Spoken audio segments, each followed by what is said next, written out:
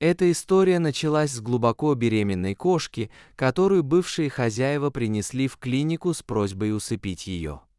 Однако они оставили ее и ушли. Вскоре после этого родились 3 котенка, 2 девочки и мальчик. Волонтерам сообщили об этом случае и дали срок, всего сутки, чтобы забрать питомцев, иначе их жизнь была бы прервана еще до того, как они начали жить. В то же время решили сохранить жизнь кошки-матери, которая получила имя Кассандра. Начались настоящие поиски временного приюта. Главное было найти место как можно скорее, а не где именно. Вскоре был найден подходящий временный приют, и питомцы были перевезены туда. Кассандра, мама-кошка, оказалась очень умной. Она понимала, что они живут в доме на птичьих правах и старалась не доставлять временным хозяевам лишних хлопот. Вскоре временные хозяева попросили забрать всю семью, так как они уезжали в командировку в другой город. Тогда пришлось взять на себя ответственность одной из волонтерок, хотя у нее дома был недавно карантин по поводу лишая. Малышей разместили в отдельной комнате.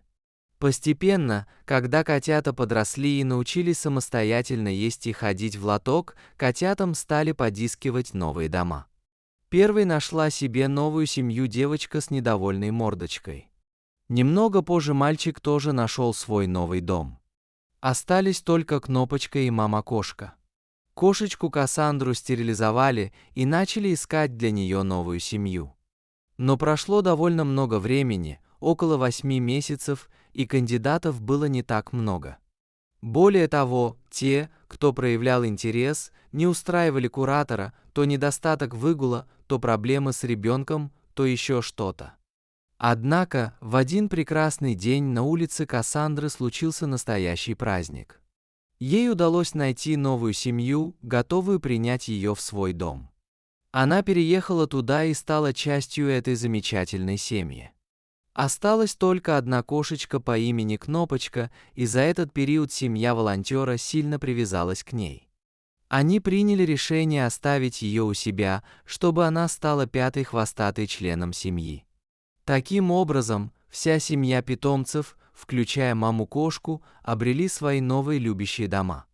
Их история стала примером того, как люди смогли спасти этих беззащитных созданий и дать им шанс на новую жизнь.